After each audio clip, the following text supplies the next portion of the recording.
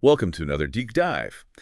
Today, we're going to be talking about a case that I think is going to be pretty fascinating, but also pretty disturbing. It's the case of Louis Lent. Okay. And, he was a convicted murderer. Mm. But what makes this case so interesting is that he had this, squeaky clean image, right? Right. He was known for being very, very helpful and devout. And those are not exactly the first things that you think of when you hear cold-blooded killer. Yeah, you don't typically associate those things together. No, not at all. It is definitely one of those cases that really makes you question, how well do you actually know somebody? Yeah, it makes you wonder about human nature, right? Yeah. Do we really know anybody? Mm-hmm. So our main source for this deep dive is an article called The Dichotomy of Louis Lent, A Killer with Two Faces from Investor. Okay. And this article does a really good job of laying out this, just crazy contrast Mm-hmm. between, who people thought he was and who he really was. Yeah. So to give you a little bit of context about Lent, he was actually a traveling minister at times, deeply involved in his church, had a reputation for being a real good Samaritan, Right. always willing to help his friends. The article mentions a friend of his named Phil Schall, and it said that, Lent was always willing to help him out with home projects and stuff. Yeah. Or just be an ear to listen. Oh, yeah, absolutely.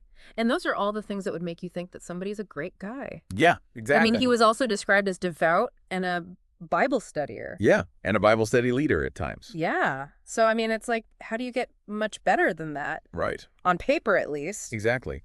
But then you have the other side of the story. Yeah. This is the same guy who confessed to the murders of 12-year-old Sarah Ann Wood and 12-year-old Jimmy Bernardo. Right.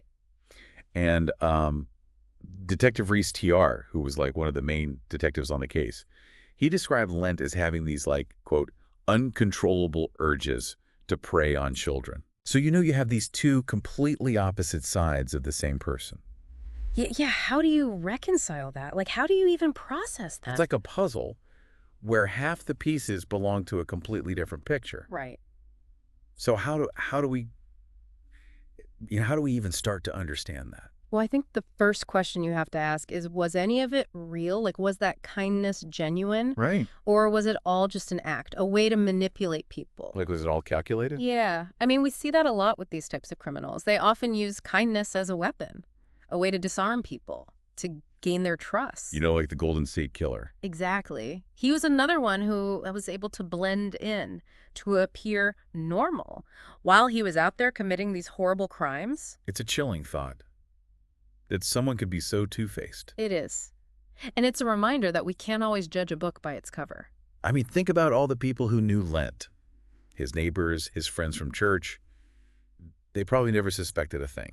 Right. I mean, they're looking at this guy and they're seeing the ideal neighbor, the perfect churchgoer. And all the while, he's got this dark side that nobody knows about. Exactly. And that's what makes this case so disturbing. Right.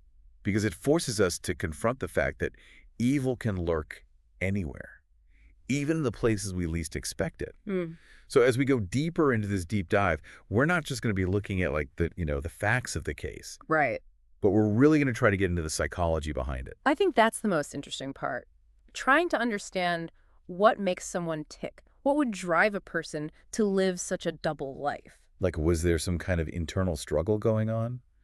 Or was the kindness just a mask? I think those are the questions that we need to be asking. Yeah, because it's the only way we're going to get any closer to understanding this case. I agree. All right, so let's get into it. Yeah, let's do it. I think one of the things that really gets me about this case is, even after Lent confessed to Sarah Ann's murder, he refused to tell anyone where her body was. I know. It's like he wanted to hold on to that last little bit of power or something. Yeah, I mean, think about what that does to her family. Oh, it's devastating. They have never been able to give her a proper burial. They've never had that closure. And it's been decades, right? Mm-hmm. Decades of searching and wondering. Yeah. And for what? Just Yeah. so Lent could have this sick sense of control? It's like a form of torture, really. Extending the pain and suffering even after the crime itself is done. Yeah. It's like he's still victimizing them, even from behind bars. Exactly. It really highlights the selfishness that we often see in these types of criminals. Yeah. I mean, it's all about them, right? Their needs, their desires, everyone else is just collateral damage. It's like they lack the capacity for empathy. Oh, absolutely. I mean, if Lent had even an ounce of empathy for Sarah Ann's family, he would have told them where to find her. But he didn't, because he gained something out of withholding that information. It's just so disturbing to think about. Like, what kind of person could do that to another human being? It really makes you question the nature of evil, doesn't it? Yeah. Like, is that something that people are born with? Or is it something that develops over time? No, those are the questions that keep me up at night. I bet.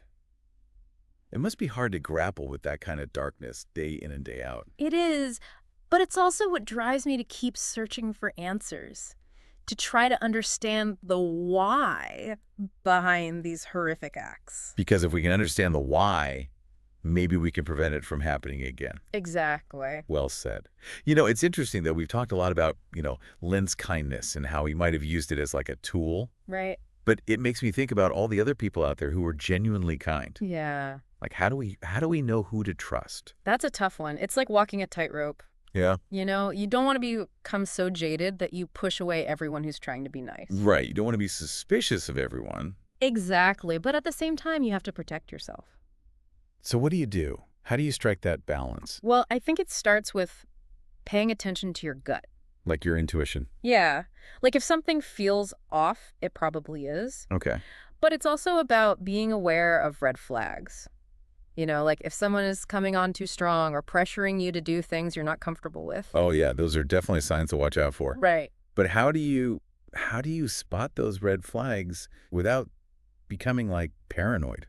It's a learning process. The more people you meet, the more experiences you have, you start to develop a better sense of what's genuine and what's not. I guess it's like anything else. The more you practice, the better you get. Exactly. And it's important to remember that not everyone is out to get you. Right. There are still good people in the world. Absolutely. And we can't let the actions of a few bad apples ruin it for everyone. So maybe the key is to be cautious, but not cynical. Exactly. Be aware, but also be open to the possibility of genuine kindness. That's actually a really good takeaway from this whole deep dive. Yeah. Like, even though we've been talking about this really dark case, it's actually kind of inspiring in a way. How so?